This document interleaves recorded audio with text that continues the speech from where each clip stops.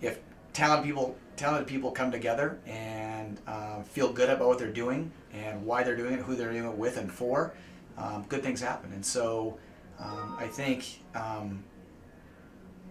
what I've learned is that it's not always about the facilities or the money, or you can't buy greatness. I think greatness comes from someplace deeper and more personal than you can get financially. So I think a lot of programs maybe want to use lack of facilities or lack of money or lack of something to kind of justify mediocrity, and I don't think we do that.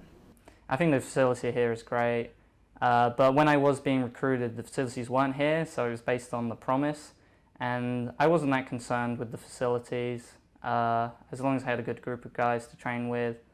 But it definitely helps, and the program's obviously going places, so the facilities should match. The curves are much wider, so there is not that much impact on trying to make a narrow curve, and it's pretty soft too, and we have hot and cold tubs right there, so once you're done with the workouts, just hop in there and start your recovery right away.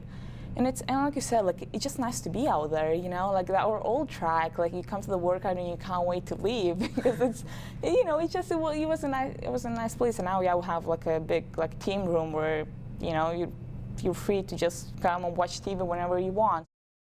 I think the most important aspect of these facilities is so when recruits come, they say OSU cares about their track, and not only like OSU track cares about track, but the OSU athletic program cares about track.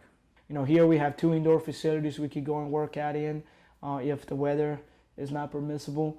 And so that was something that at Auburn, when the weather did get bad, and it did, we didn't have nowhere to go. So with those things said, when I came and looked, and now that we got a brand new $10 million facility, our locker room is probably one of the nicest locker rooms I've ever been in. Our training room facility, everything is right here in place for the kids. So I really felt that now a sprinter can come in and say, hey, I can fit in this thing.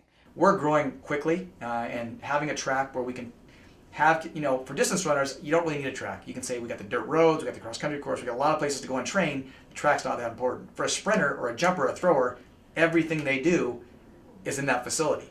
And so if you don't have a good facility, you can't look a great sprinter in the eye and say this is a great place for you if we don't have a track for you to train on. Now we've got a track, and we can go to recruits and say, honestly, this is a great place for you. We care about you. We've got a facility for you. We've got a coach for you, and that's the situation we're in now. And I think it's going to change very quickly.